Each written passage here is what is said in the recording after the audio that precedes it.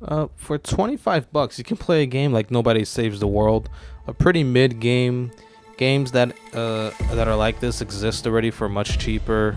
Switching between different classes, even the 8 on a quick selection wheel is kind of unnecessary and pretty clunky. Where there's only 4 elements, and correct me if I'm wrong here on that, but with those 4, you can just basically switch between just 4 of your main classes that you'd like to use, and just go through the ones that you don't necessarily want to main or like generally use for the entirety of your playthrough, and you just level up those enough to get to the point where you can unlock the ones that you actually want to use, and then you just use those on a D-pad. Why couldn't they just make it snappy and quick like that? But no, they decided to make it a bit clunky, kind of slow to switch off between them, and sometimes you're picking up classes that you don't really want to use at the moment, and then you can get punished pretty hard for it within gameplay. And overall, just play Cat Quest instead. For $40, you can get Sifu. It was an early Game of the Year contender for a lot of aggregate as well as very individual reviewers for games, especially on YouTube. God, the YouTuber reviewers loved this game to death, and I mean, it makes sense why that could be seen. But I think calling an early Game of the Year contender, like all the way back in February, at the start of February at that, is kind of a bit much if you ask me, when there were so many other things to come down the line anyway within that same month too, and the month prior after that, and then April, and here we are the end of May with this. And you got a couple of contenders, I think. But other than that, let's get straight down to it. Great gameplay with a bit of a linear level design. You can make your way back around through certain areas that you've already traversed through within the game, and I think I like that aspect to some extent. But at the same time, nothing really stands out in terms of level design, right? There aren't really specific moments where you're in a level traversing through it, and then something happens, and then you're like, oh, like a light bulb hits your head, and you're like, wow, that's actually really cool, really smart that this level did that thing where it loops back up to this point that I wasn't expecting for it to do. But you can kind of call it and see it when it's gonna happen, especially in areas like the club area where there's multiple doors that'll lead back to the initial area that you're first in or whatever. But other than that, it's pretty straightforward. The game's got very awesome visual style. It's very stylized. It doesn't work off of high fidelity graphics or up-res 3D models with sweat pores coming out of the characters' models, or like facial expressions that are all so like emotional, and it's nothing like that. It's just very strict to the point, and it fits very much with what the game tries to emulate. It tries to emulate very much like a classic style kung fu revenge story, but at the same time, you'll see some pretty striking visuals and moments that happen within each of the levels, particularly the third level in the museum. That place is really sick.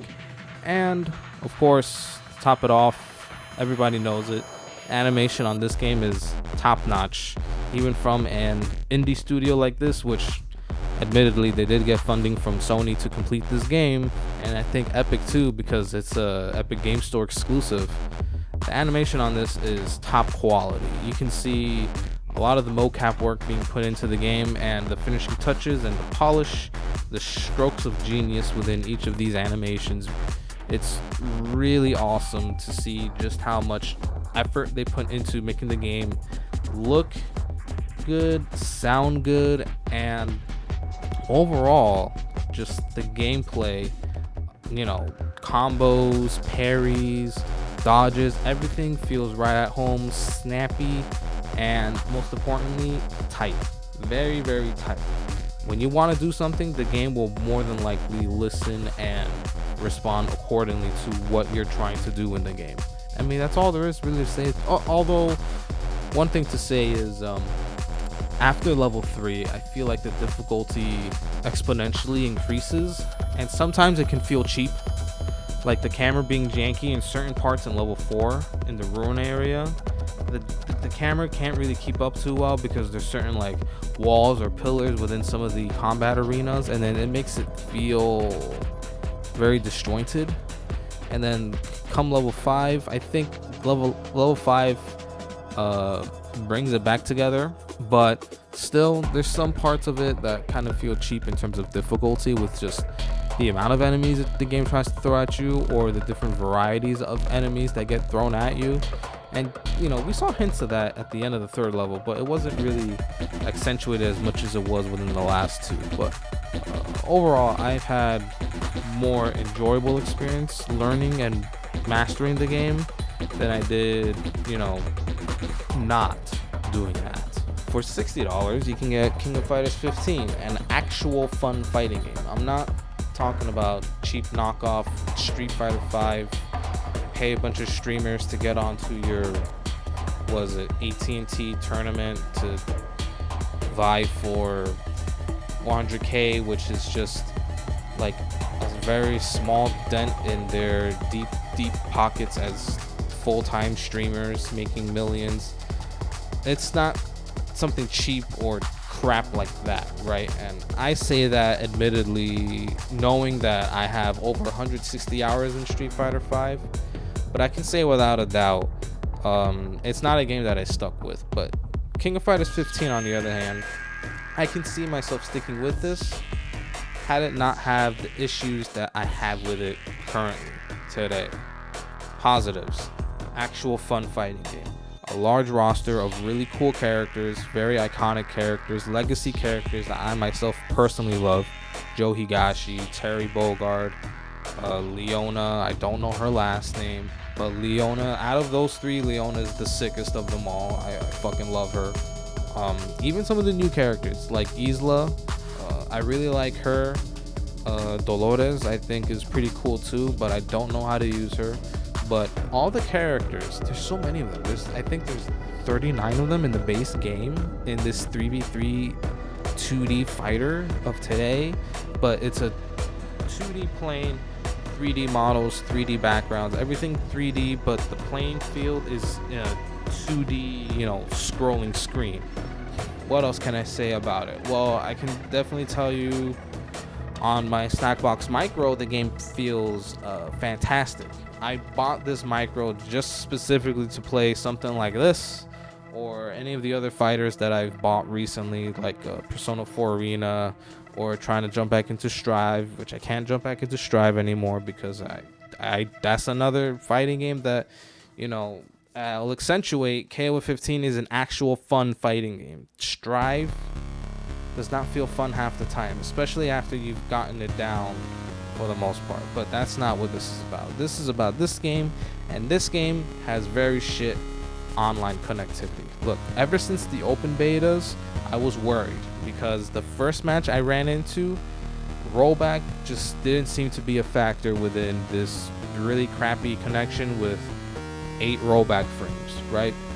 Because then the delay base started coming up, right? Within that match, I was having stuttering, the game freezing up, obviously lag, input delay, and all that sort of thing. And there was no rollback being taken into account. There wasn't any teleportation going on there. It just all felt like it was delay based.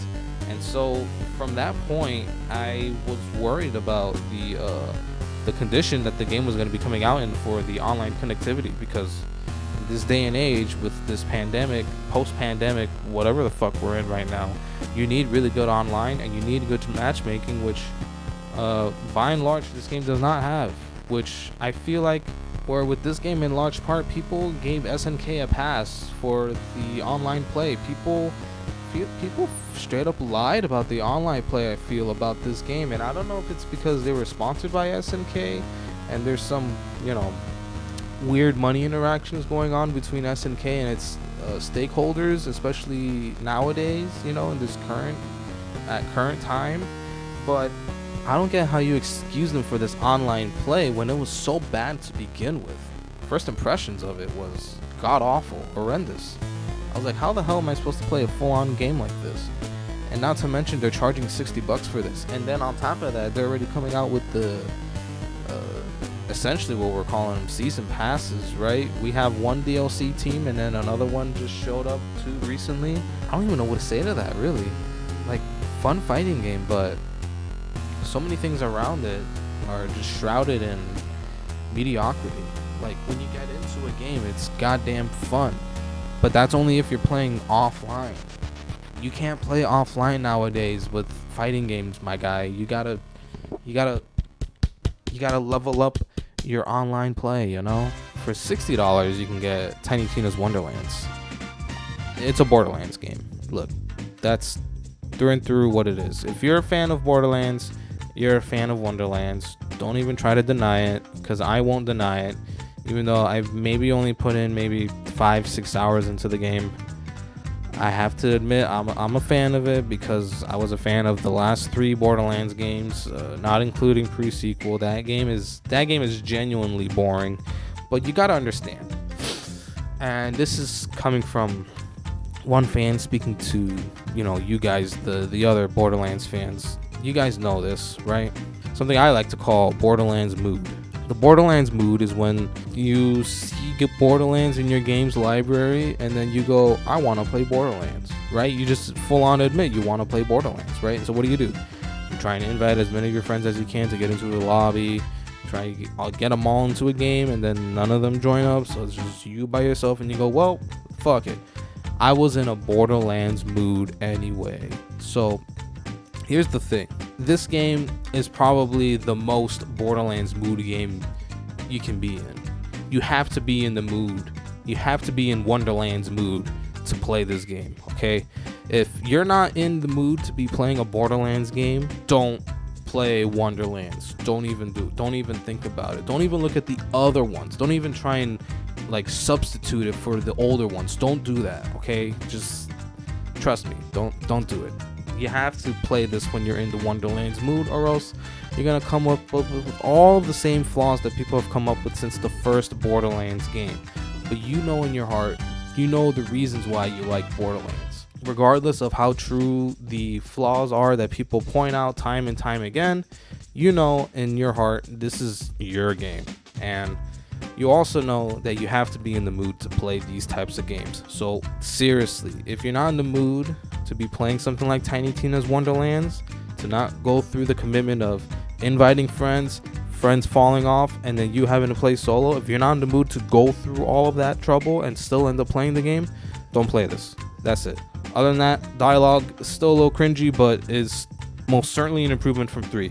And for $3, you can play Vampire Survivors. At this point, can I call myself an influencer? I guess I could, to some extent. I'm trying to influence you with this video, or either that, or I'm trying to catch you guys up with the stuff I've been constantly wanting to make videos on and then gotten too lazy for, and now I've just bundled them all together in this one video that will probably take way more time and effort and staggering depression and anxiety versus just having done the individual videos throughout the course of the past 3 months. But you know what? I was in a really bad state, but now we're going to go into Vampire Survivors, okay? I did not clock in as many hours as your favorite influencers, but I mean, come on, guys. You guys have all seen this game already. You guys understand the basic gist of the game, and it's $3. So what else do I have to say about it, right? It's a cool idea from a person who clearly knows how to design something that's very simple and very addicting to keep playing it, right? Well, overall, I'm not a very addictive personality. I'm a person who kind of focuses and zeroes in on something for a set period of time, and then after that point in time, I'm done. I'm tired. I'm exhausted. Like, after I'm done recording this, I'm gonna be like, man, I am fucking done, because I've been zeroed in on trying to fucking read out these bullet points properly in a way that would make sense in a video. But here I am rambling, right? Early access. So this game is actually still in early access, and it's $3, and it's probably the cheapest early access game, but it's probably the most, in a weird way, it's the most complete early access game. Regardless of how simple the game is, it's essentially an auto scroller, right? All you do is you move your character, you select the weapons you want, you select the character you want to play, and then you just kind of just move up, down, left, right, diagonals, right? And that's all you do. The game does the work for you, essentially, right? But the core concepts, I can imagine they won't get changed very much until release, but it doesn't matter. It's a nice game to wind down and chill play, because all you gotta do is move around, right? And for free, you can play Lily's Well and You Will Not Remain. So let's cut back to what? This was probably maybe January, February. Had to have been before Sifu had come out. And I was in the mood for looking for some other stuff to play after I was already done with the Ziggurat video. And I thought, well, there's a pretty common theme of having these like free-to-play horror games come around. And I thought, let's look at some most recent ones. And these two kind of stuck out the most at that point. But here's what it is to me, right? One of them is kind of a hack job of a horror game. And the other is a fairly quick but admittedly bleak narrative experience. So when it comes to Lily's Well, that's the hack job, right? Light gameplay with puzzle solving, and this is definitely more horror themed than You Will Not Remain. The gruesome scenes, they're kind of cringe, and they kind of feel like cheap heat. It's like the dog movies, you know, like the movies about animals, and then something tragic happens in the movie, and that's just cheap heat in there in itself. It's just to get really quick tears or like a tear jerker off of you. You Will Not Remain, it runs the thin line between interesting introspection, especially within this day and age we are in, with isolation, a pandemic going on, and the unknown really kind of scaring us. And it runs between that and hipster bullshit, right? Your character, he has to drink coffee every day, he has to water his plant every day, and you get to make the decision whether or not you want to do that for each of those days. And the game doesn't try to like make it seem like all those decisions are really important or significant or like very deep and philosophical in and of itself. It lets you pick between the two, but it never tries to force something down your throat, right? It doesn't capitalize on trying to ram a moral in there at the end of the game, especially too. It's just it is what it is. It's a very bleak game, and it's very contemporary. And if you want to try something out that's not really horror but still has that feeling of bleakness and kind of dark and covers very deep topics without ramming things down your throat, go ahead and check this game out. It's only like 45 minutes anyway to play through it. For $8 you can get a Buck Up and Drive. It's surprisingly a Kirby Air Ride inspired car game. Like that's probably the best way I could put this, because it's only one button and you move left or right, and that's basically it. You can go off of ramps, jump off ramps, you can grind on railings for a little while, you spin like in Kirby Air Ride. Your car can literally spin. I don't know how that makes any sense, but the art style is great, and all the animations of cars spinning, grinding, crashing into stuff, it's all very top notch, surprisingly enough, for an $8 like quick sprint of a game. It's pretty cool, and most especially very easy to pick up. So you can just go into like a free run mode, or a mode where you have to go as far as you can within a certain time limit, and those two single player modes are really fun and very easy to pick up, and you get started on the gameplay real quick with those, and you'll probably get a good hit of dopamine for just a little while. And then there's a versus mode if you want to try it out, either versus another player or versus CPU. That mode is pretty janky. It's pretty janky, but your cars can throw out fireballs or can like slam the other car with like body slam looking moves. Like, it's kind of funny. For free, you can play Lost Ark. This is an already existing game that was only available within South Korea. It was an MMO, ARPG essentially. Don't say MMORPG, because it's definitely much more akin to like a Diablo or a Path of Exile. In fact, this is probably the most adjacent a game has come to Path of Exile since Path of Exile, I guess. It only just recently got localized to the US this past year thanks to Amazon, I think it was. It's got a very fun combat system. It's an ARPG. It's just like Diablo and Path, except you do get a lot more opportunities to juggle enemies in this game, which is probably my favorite part of it. It's got a very simple leveling system. Its general progression is just about the same as most other games, but there's also a lot of other mechanics that surround the base game that help expand upon the stuff you can do in the game, right? There's like settlements that you can develop. You can develop quote unquote relationships with NPCs that grant you specific items to help with boosting certain stats, or other things of the like that don't have to do anything directly with combat. It could very well be passive things that you can do outside that helps gain you some currency or items to help grind out gear and everything like that. But to be fair with you, I didn't really get to late game content. I probably only have maybe 12 hours max on this game, but those 12 hours I had fun. Within the time that I played it. It's just I was playing with a friend, and my friend fell off pretty hard on it, and I still haven't gone back to it since then, especially since a whole bunch of other stuff came out, which is probably why the length of this video is so fucking long.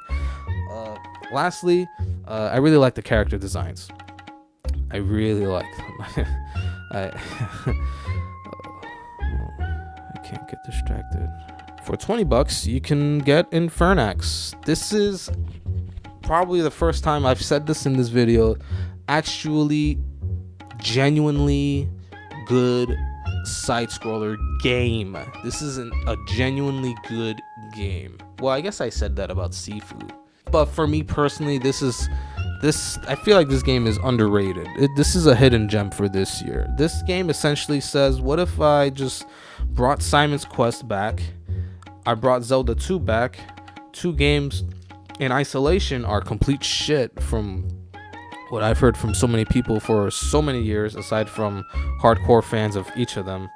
But you put them together, and then you just add some light RPG elements to it, and you make it control better, essentially, right?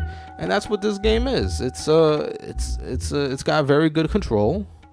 There is a lot of platforming to do in the game. There is a lot of melee attacking in the game. There is magic in the game. Whenever you kill an enemy, you gain experience, and then you have to stay alive, so that when you pass a checkpoint, you can use that experience to level up either your melee attack damage, your max health, or your max mana.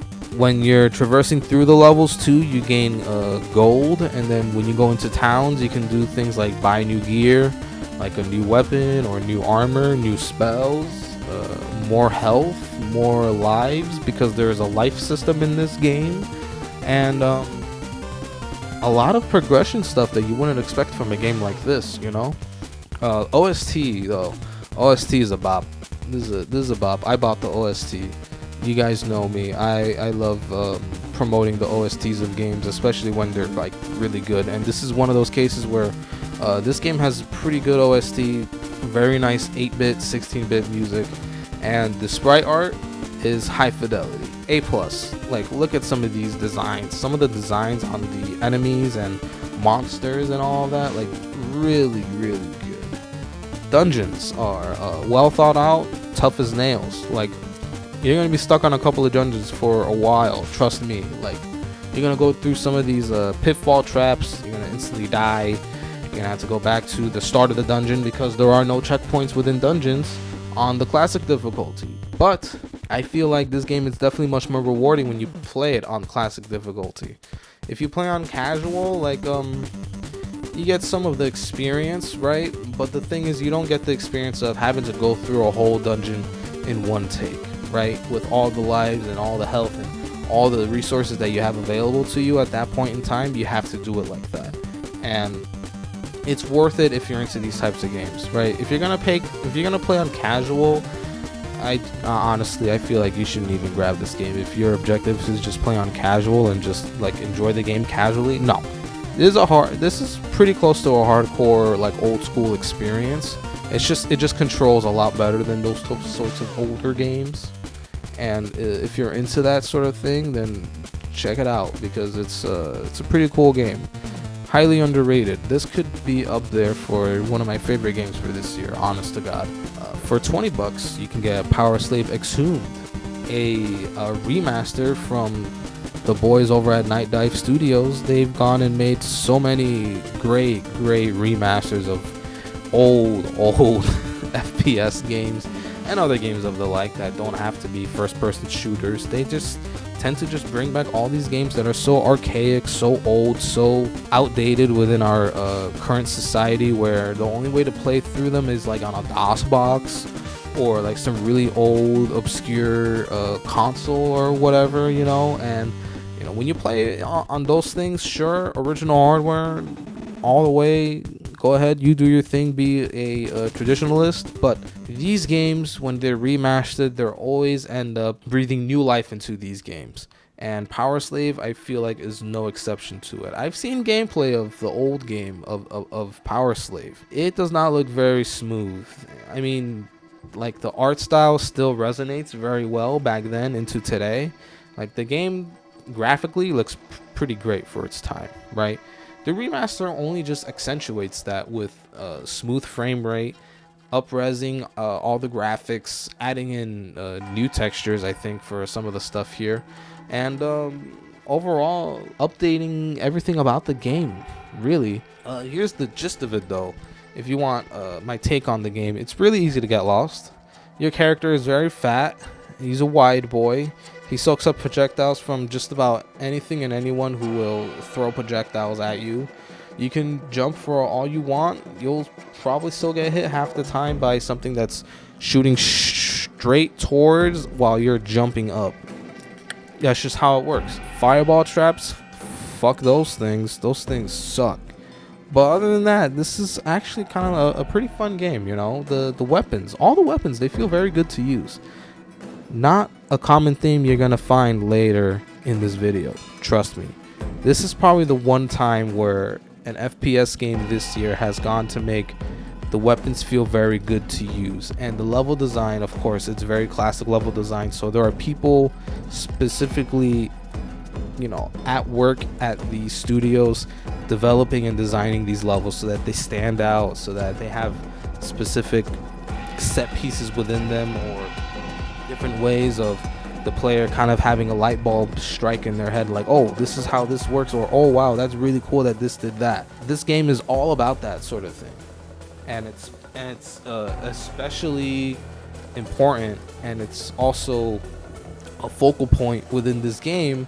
When you're progressing through the game, you're getting a new upgrade, a new talisman every couple of levels, and the levels, they start to design them around the new stuff you've been getting. Like, there's a whole level basically dedicated to you just floating around it, and that to me is like pretty awesome. That the developers had the foresight to start coming up with different ideas for levels, especially later on in the game, once you have a lot more of your talismans and upgrades, and then, you know, you can start doing crazy shit like just floating across a whole level by yourself. For $15 you can get Kingdom of the Dead. It's a small FPS game developed by an indie studio on what seems to be like a low budget.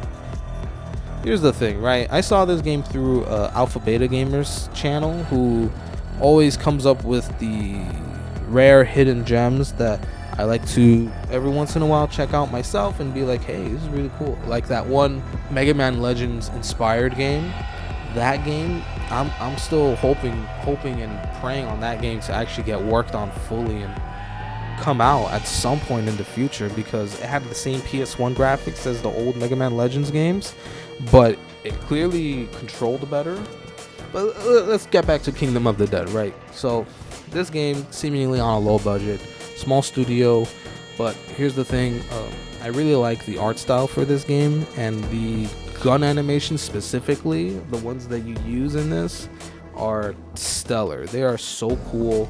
The overall art direction, I guess I could call it, is pretty great too, but it's sort of your run-of-the-mill FPS gameplay, especially for a lot of old school clones of this genre.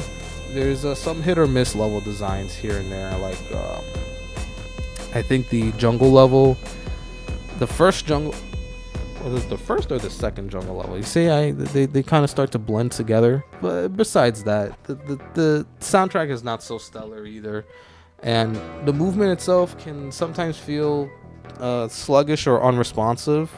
And the way I'd like to put it is, if like you took Quake's movement, where, you know, Quake is fairly slippery, I would say, but very momentum based, but you just did that, but it's bad.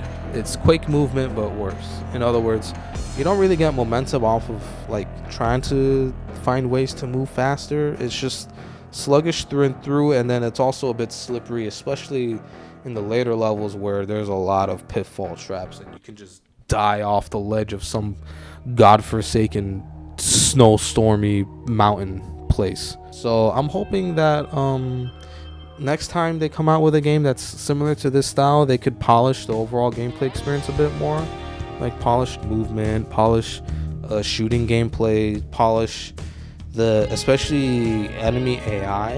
You know, a lot of the enemies, all they do is kind of just run at you. Some of them have projectiles, but for the most part, they're always focused on just running at you with a weird kind of choppy animation. I'm hoping that these guys can do some good work later on. I have hope. I have high hopes for the team that worked on this. I think they can do good. For free, you can play Yu-Gi-Oh! Master Duel. It's free to play Yu-Gi-Oh! With a bit of grinding and some premium currency, which is not unlike when you can just buy the physical cards themselves. So this is the best alternative you have for actually playing Yu-Gi-Oh! For $50, you can play Shadow Warrior 3. I'm gonna be honest, I had very high expectations for this game. Expectations for this game, especially considering I was a big fan of the original Shadow Warrior remake back in 2014, and Shadow Warrior 2 had its ups and downs, but I think overall I can say it was enjoyable, to say the least. Though nowadays it's very hard to look at that game. And this game was presenting itself as either some form of alternative or like its own spin or take on the Doom Eternal formula. That is to go between arena to arena, fighting different mobs of enemies within the game. So it's primarily a PvE arena style shooter, is what I like to call it. And I thought this game was trying to do something with that, and I mean, for the most part it is, right? It plays really well for the most part. Combat generally is smooth. Getting the executions on people, which is akin to glory kills, has much more varied effects, so the game becomes much more emergent compared to something like glory kills in Doom Eternal, which only give you health or your blood punch back. Getting the executions lets you, unlock different specific weapons to use from the enemies themselves, like using their body parts on them or the weapons that they use against other people for a limited time, or gaining your health back, whatever, this and that. But here's the thing, this game has got no level design. That's just straight up, right? There is no level design in this. There's only like arena design at most, and I'd say the arena design for this is much more varied and much more interesting than Doom Eternal. But the game at times can get a bit overwhelming with the enemies that it throws at you and just how often they'll sandwich you in a corner. Like, I can't tell you the amount of times I've had to come across those big giant dudes running up at me from both ends, or like having them run up to me from one end, and then as soon as I'm trying to turn the corner, one of the dudes in the hats is fucking dashing right to me on that end, and then straight above me, those dudes on the hoverboards are, chucking their shit at me, and then I'm just sandwiched to hell, right? The gameplay, besides that, is fine. Though, I will say, back to no level design, going between arena to arena doesn't really offer you any variety within gameplay, save for just respites, essentially, between each arena, where it's just very basic wall running, sliding, grapple hooking, jumping across platforms, pathways, vines, and valleys of vast openness is what I'd like to call it. It's mainly there to kind of be a bit of like a visual spectacle for their skyboxes or their long distance environments that they've created for the game. And I mean, it's got no substance essentially. And the worst part is that the game is just way too short. The game is too short. I beat it in maybe 6 hours. It had to have been at most 6 hours, but it says 7 hours here because I kind of walked away at one point just to take a break.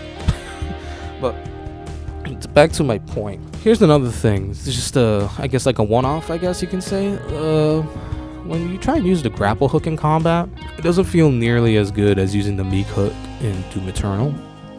Because in Doom Eternal, when you use the meat hook, you can cancel out of it at any time, whether to switch to a different weapon or to like while you're grappling to somebody, while you're meat hooking to somebody, you can jump, and then you can get, and then there's physics involved with that, where your momentum kind of can shoot you out to a completely different direction you were expecting. And you can even shoot while you're hooking towards somebody. In this, when you try to grapple hook towards somebody in this game, you can't do anything out of it. You can't cancel out of the grapple hook. And even when you've already gotten in front of the person to do it, there's still like half a second of delay between you, I guess, essentially letting go of the grapple hook and being able to act out of it to do something like shoot them or switch your weapon or slice them or whatever. It's like a very strange delay, and the grapple hook just feels stiff, and it doesn't feel worth it to use when in combat, just because I feel like it breaks the pacing a bit with all the other crazy shit you can do. Like, trust me, there's a whole bunch of crazy shit you can do in this game. You can look at G-Man's review on it. You can look at, anybody else play this besides G-Man? For $20, you can play Forgive Me Father. Here's another FPS that I can say I initially had high expectations for, especially after watching gameplay of it. The art style for it really stands out amongst a sea of very similar looking FPS games, or things like build engine type stuff. Like, it's pretty clear when something's either inspired by build engine or inspired by Quake engine nowadays. This game kind of stood out in that sense, especially with its comic booky style and its setting being Cthulhu inspired, or Lovecraftian inspired, I should say. But the demo that came out for it months ago definitely had me worried, as it very much felt like a stick in mud in terms of like the way the game felt, the guns and the gameplay specifically. Here's the thing, right? The guns that you get, especially way early on in the game, and even as you keep getting more guns, they all just don't feel good to use. Half the time I'm using an assault rifle, and then maybe after like 5 or 6 enemies killed, I will be completely all out of ammo for it, because the thing can't mow somebody down fast enough so that I don't have to use it all up. And not to mention the recoil on some of the weapons here doesn't help that. But overall, you generally want to get headshots for all the weapons you get, and that especially rings true for later in the game. Like once you get past what is essentially episode 3 of the game, is where you want to really save up your ammo, because even on normal difficulty, ammo becomes very, very scarce on all of your weapons later in the game, and a lot of times you're gonna have to be scrounging for scraps of something to use on all of these big ass enemies that start coming up. And while great, I can appreciate that a lot of them aren't hit scan. Like, this game is not a culprit of hit scannable enemies in a very classic style FPS game that is not Doom. Still, it goes without saying that a lot of the times you'll suddenly get bombarded by an enemy because you'll have no counterplay to it, because you're completely all out of ammo of some of your better weapons, which, comparison to other games, like, those weapons kind of suck ass even after you've fully upgraded them for whatever reason or whatever style you decided to put them in, because there's like a perk tree for each weapon that you use, and you can decide which tree you want to go into, either like a more demonic style weapon, or more like a more traditional looking weapon just with like homebrew extensions on it, like tape a suppressor on the end of a pistol or some shit like that. And another thing that I had an issue with pertains to pacing of the game. You don't really get to see a fully dedicated underwater level until the end of the 3rd episode, and to me that just seems weird, because throughout the entirety of the first three episodes, you're just running and gunning through all these levels, like hospitals and sewers and backyards, graveyards, cornfields, all this. And the pace of the game, you start to get used to it, but then the game throws out a really random ass underwater level at you, and the whole game, the pacing of it just takes complete 180. Like, the gameplay is vastly different there, because you can only use your harpoon gun there, and you get these enemies that spawn in at a certain point. And I feel like this level in particular is not like there's nothing wrong with the level itself. There's just something wrong with where they placed it in the game. They should have placed it a lot sooner, and they should have come up with more ideas to kind of bring back that idea more frequently. Like, have this one be a later water level, but have maybe at least one water level in every episode prior to that. So, you know, like episode 1 water, episode 2 water, episode 3 water level, and then so on and so forth. They could have done that, but they didn't really do that. Also, the game can sometimes feel a bit more campy than full on action, just due to the fact that even though a lot of enemies, especially later on, just kind of throw projectiles that you can see, there are certain enemies that definitely feel close to hit scan.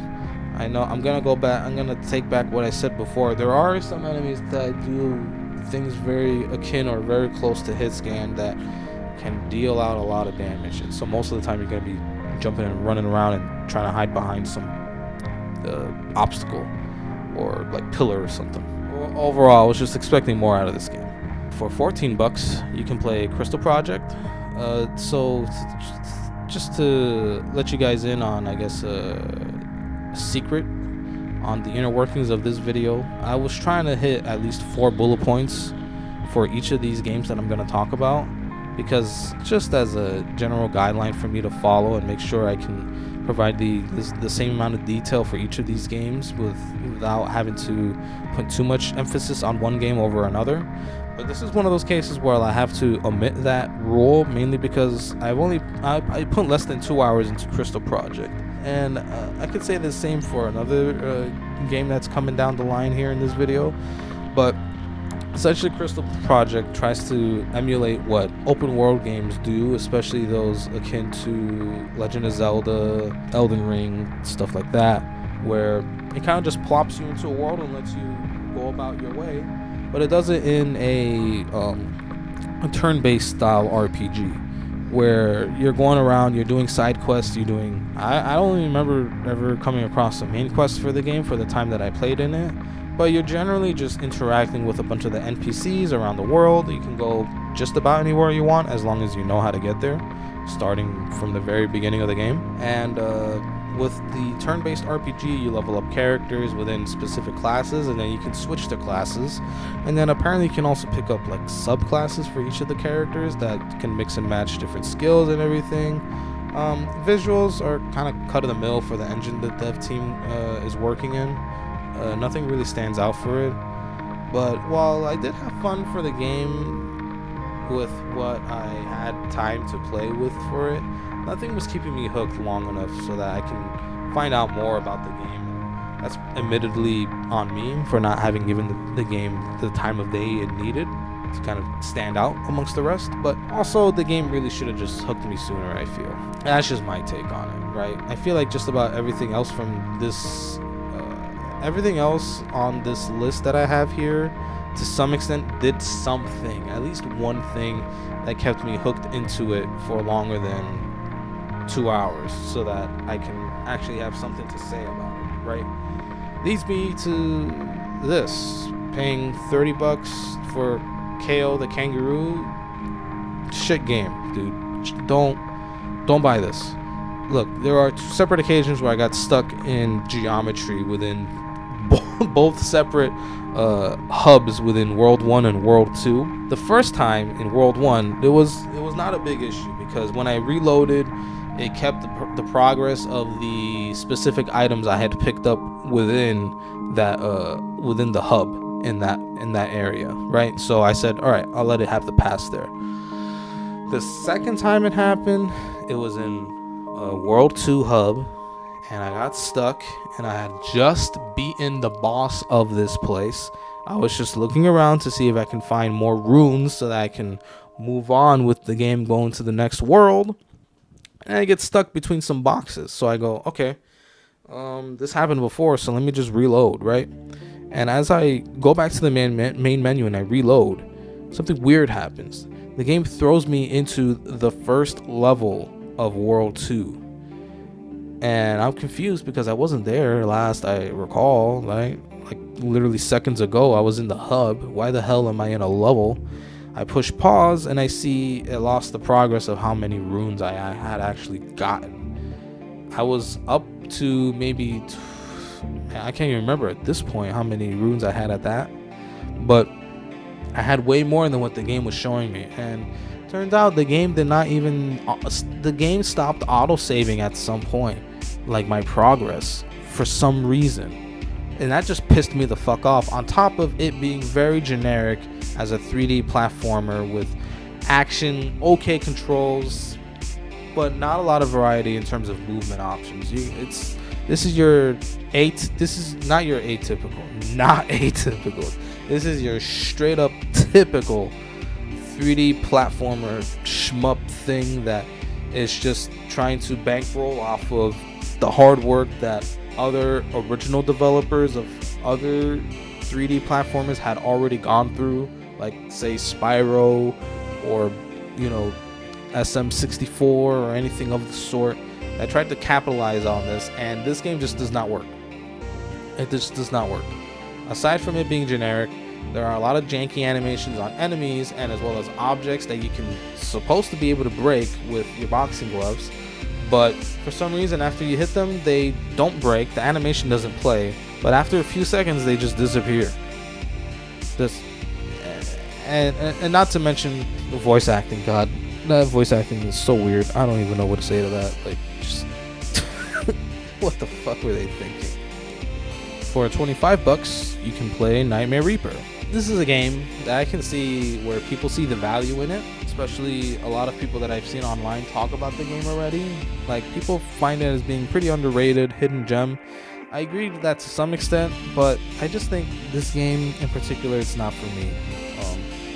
It's not the style of shooter I'm into, and while a lot of things about it are cool, how many different mechanics it tries to put together in this like really weird and pretty original concept of a game, there's just a lot of bloatedness to it. I'm 18 hours into the game and I'm still in Act 1, Episode 1. I'm still in Episode 1 of this game, and there's 3 episodes, and I'm 18 hours into the game. And I've gone through so many subpar minigames that I just don't care about, just to unlock specific passives, because when you start out, your character is utter crap, whereas the enemies in the game can fucking whoop your ass with how bullet spongy they are. And I think bullet sponge enemies with these mechanics in this game are worse than really small flying enemies or enemies who just run at you to just blow up. And that goes without saying. This game's bullet sponge enemies can be almost described as a combination of both, generally speaking, right? You have the one dragon type enemy on the ground that's really bullet spongy, but he'll throw out his eggs. If you pop the eggs, they pop, but they leave a pool of acid on. If you leave them alone, they'll hatch into tiny little baby dragons, which still spawn a bit of acid on the ground, but these tiny little baby dragons can nibble at your toes. And then at some point, if you keep them alive long enough, they'll just grow up to be the flying ones. And then on top of that, you got these really fat dudes who all they really do is post up these body blocking enemies that run at you and then blow up. And both of these bullet sponge enemies just really, they don't cater to what I like from a shooter. Like, I really like fast-paced action, very quick maneuvering, like mowing down enemies and kind of outmaneuvering them as well. Like, if an enemy that comes up is tough, he's tough for a reason, right? He does a lot of damage.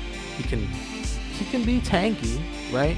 But he's not doing something like just standing there and spawning guys in front of him so that you can't shoot him. Like, I don't want that from a bullet spongy enemy. A bullet spongy enemy should be a guy who's very aggressive towards me, who's trying to like legitimately kill me, and he's threatening, but I can shoot him out so that there's a bit of like an outplay going on there. But no, these guys, all they do is they just like stand back, they camp, and they just throw out stuff at you, right? I hate those guys. I fucking hate those. And it doesn't help that one of them spawns flying enemies and the other one spawns enemies that run at you and they explode.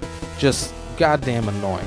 But here's the other thing. Aside from the shit weapons that you do get too often, there are rare moments where the game will give you a break, it'll give you a pass, and it'll give you a pretty nice overpowered weapon. Say like a shotty or an assault rifle.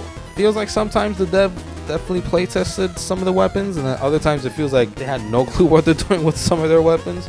But it's always a mixed bag of shit versus once in a lifetime like rarity weapon that like will just mow down and completely destroy anything in your path. To me, if you ever wanted a case study of quality over quantity, this is the perfect example game for the argument of quality over quantity. For 13 bucks, you can get Core Keeper. This is an early access Terraria type game, but instead of being a side-scrolling 2D game, it's a top-down view that's still 2D sprites. The setting is all in underground areas, so more or less instead of digging down from the top of the earth, you're digging within the same floor level as you're navigating in. So here you're mining, you're crafting, you're exploring, building, farming, cooking, fishing, and you're doing combat, which sounds like quite a bit, but I mean, if you're into Terraria already, then you kind of get the gist of what this game's trying to do. And it does pretty well for an early access game. There's quite a bit of stuff to do in this. Combat is nothing too special, right? I wish that these games generally had way more interesting or intriguing combat than what they usually present themselves as, because most of the time I'm kind of just into the core combat gameplay loop of a game, generally speaking, right? I can get into like puzzle games and stuff like that because the puzzle aspect is what makes them fun. These games, I don't feel like crafting makes them fun, or the building, farming, cooking, fishing. Those things don't make the game fun. What makes the game end up being fun is when you come across a specific combat encounter and you have to overcome it, you know, just like out of nowhere. Another thing that just the last thing to mention about this, I do like the aspect of leveling skills up and having a RuneScape-esque menu come up for when you want to look at the levels in each of the skills you have. And you can also select perks whenever you level them up a certain amount. After every 5 levels you level up a certain skill in, you can select perks within a tree, and then later on you can respec them. But I like that idea in the game. For 25 bucks, you can get Loot River, or don't get Loot River, because I played this for over an hour, and within that time frame, nothing was clicking with me. The clunkiness of combat was not digging it. The fact that I ended up finding out this was a roguelike just made me felt burnt out, because I've already been pretty burnt out of roguelikes already. There's just so many of them that people come up with saying they're probably some of the best games that have ever been made, and then you go into them and it's just like, I was wishing for something handcrafted in terms of level design. Like, I'm really itching for some genuinely good level design or world design from a game nowadays. I'm just sick and tired of the procedural stuff, man. It just doesn't work with the personality of a game, or trying to add character to a game. It doesn't work in your favor. All it does is generalizes the overall pacing of your game. But there is an interesting mechanic of moving boxes within a body of water that you're in, because while you're moving them, like they're like independent platforms, you can also still move around yourself, and so you can be in combat while you're moving these boxes. So you can do strategize things like have an enemy come onto your platform, and before any other ones can come onto it as well, you can move yourself away on just you on the platform with that one enemy, and you guys can have a one-on-one duel. But I don't know what to say. At first, when this game was shown off, I really liked the animations, but now I'm looking at the game now, and nothing really stands out, like art style wise. I feel like things kind of get muddled together. Now I'm just looking at the animations, and I think they're just okay at best, considering exactly how much I know about how the combat ends up feeling with all this stuff. You might think this would be the last game in this video, but it's not. But for 60 bucks, you can, and I do personally believe you should play Elden Ring. This is a very special game to talk about, as basically everyone has written books on this game front to back already across multiple months since its release. And what can I say, man? Like, the game has merit and it has reason for it to be talked about this much, right? Have you seen any fair criticisms on the game within YouTubers or other media outlets talking about the game within the past few months? I'd say generally speaking, I share similar grievances with it, but it goes without saying though, you know, sometimes people make those claims and then they say this is the perfect reason why you can't give this game a 10 out of 10. But I'm gonna give this game a 10 out of 10 anyway, even if, you know, I have those same similar sentiments, right? Whether it's, I'm thinking that the end game areas feel like rushed in terms of design or the difficulty on them, right? Just how much the amount of damage you take, and the enemy AI or enemy variety, like the difficulty in them just like suddenly spike really hard in those areas. Like I do agree to that to some extent, but it doesn't defeat the initial experience of playing this game, right? Because this is my personal take. This goes for me discussing this with another friend of mine already who is an avid Dark Souls fan, right? He loves all the Dark Souls games. He loves From Software through and through. I think the only one he never got to play was the Demon Souls remake, just because it's so hard to get a PS5. For Dark Souls fans, if you end up liking Elden Ring a lot, I have seen cases where Dark Souls fans don't like Elden Ring, but if you do end up liking Elden Ring a lot, New Game Plus should feel very natural for you. Like, it should feel very natural that after you're done with beating the game the first time, you're gonna be like, all right, let's run it back real quick, right? And you'll go through it again. You'll blast through the bosses again. You'll do all the crazy shit you just did again, just to have duplicates of the same items just constantly going. And you'll probably get to New Game Plus 7 or 8 or whatever, because you goddamn love the game so much, specifically for the Dark Souls reasons that you would do New Game Plus. But I feel that if you're more into open world games, if you have tried Dark Souls games before, FromSoft games, you've tried them before, they're not your thing, but you saw this and you saw open world and you're like, open world Dark Souls, let's see, and you got into it and you really like it, but you're liking it as an open world fan, right? If you're doing that, I feel like you're definitely more prone to just going through it once, and maybe only once in your life, and you're never going back to it for more than just a few hours at a time after completion. Will you ever complete it again? I don't think so. I feel very personally that while I can see myself going back into the game for the hell of it, whether it's for like crazy mods that start coming out. I've seen the enemy randomizer, that looks like really a lot of dumb fun and just like a funny way to just get stuck in the game very early on. Aside from that, I don't see myself like seriously dedicating the same amount of time I did the first time playing, because I'm definitely more of an open world fan. And I think if you're an open world fan of things, whether it's Bethesda games, Far Cry, specifically Far Cry 3, the new Spider-Man game, God of War I think counts to some extent. If you're big into those games, if you say you're a fan of open world games, I never find it easy for me to get back to those games, because the sense of discovery that you get from initially playing these games is completely lost. You don't get to have that first experience back. And I feel like with this game, I'm going to experience the same type of, I don't know, burnout from it, or just like general disappointment of me getting back into it, and just like, instead of me discovering things, I'll know where's what, and then like half of the playtime of exploring the world kind of gets defeated, because then all you're really left with is going through the dungeons as quick as you can to get to the bosses again as quick as you can, and then just beating them up again as quick as you can, which is part of why I think Dark Souls fans are definitely gonna long-term appreciate Elden Ring more than the general consumer. Like, I myself would include myself there, except for the fact that like this did make me buy Sekiro, and I am playing through Sekiro currently, and for the most part I'm having a lot of fun with it. There's just certain things that's for another time, another video, whatever. This is one of those games you'll always be wishing that you could play through for the first time again and again and again.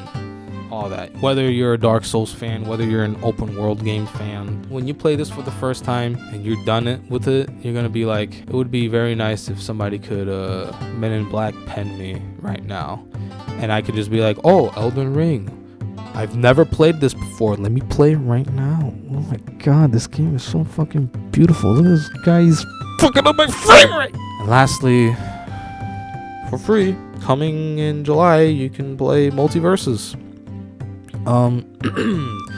This is the breakout hit for the year. Multiversus. I have it named as Multiverse here. Fuck that. It's not Multiverse. It's Multiversus.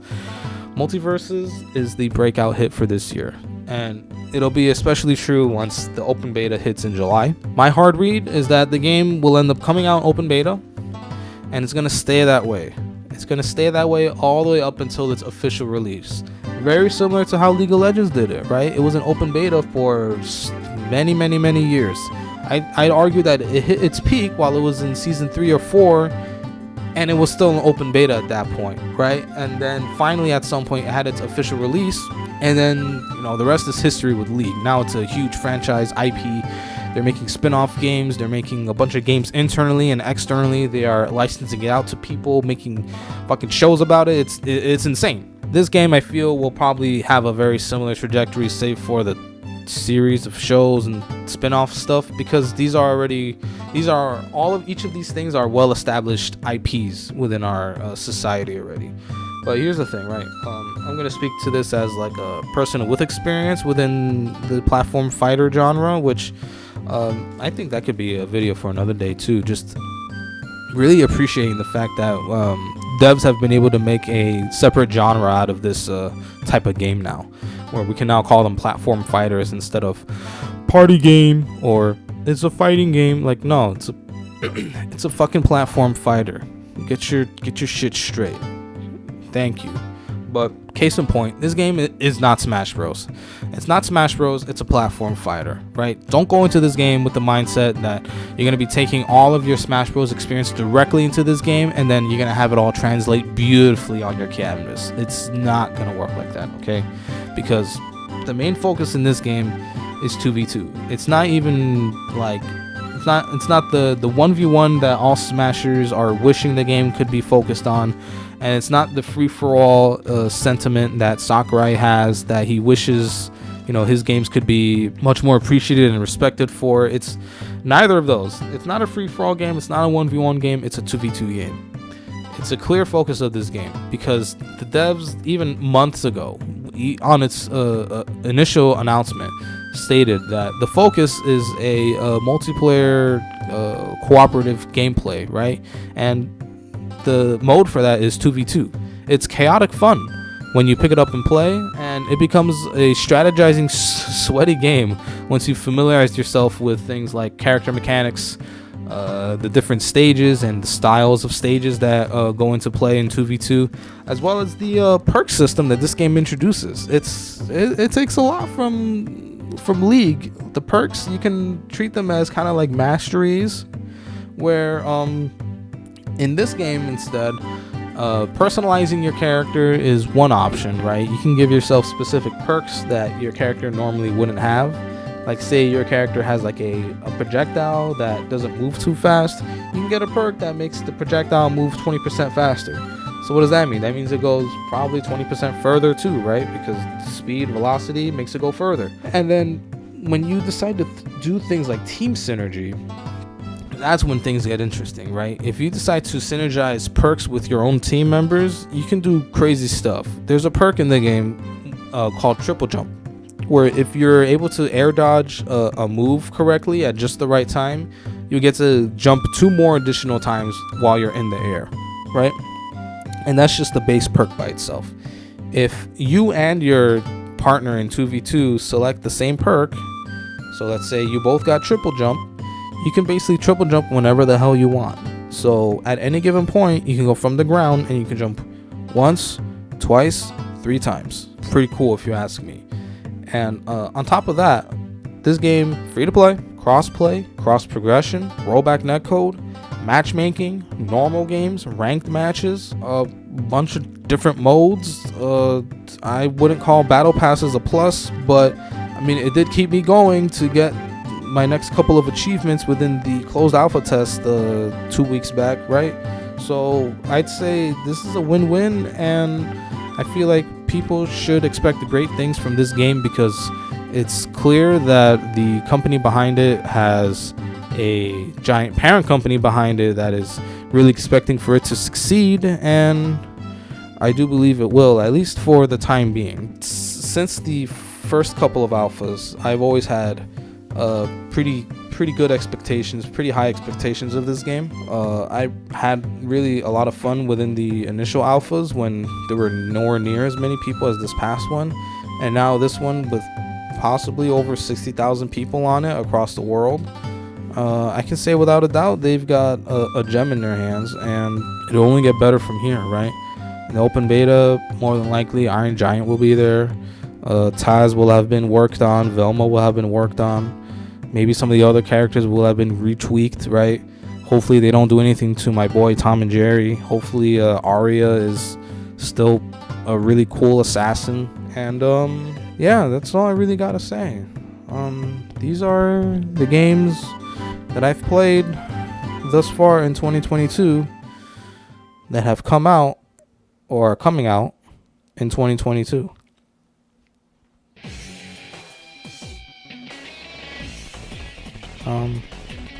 Wow, did all that, huh? Wow, my throat is dry. It was all one take. This is getting edited down to as minuscule as it can get, so that I don't have to work too I don't have to work too hard. If I work too hard on this shit, I'm never gonna come back, because this thing's only gonna get like 2 views. It's gonna get a view from me. It's gonna get a view from me. It's gonna get 2 views from me, and that's all she wrote. All these 110 subscribers are gonna find some other weird balding fuckhead who's gonna talk about games.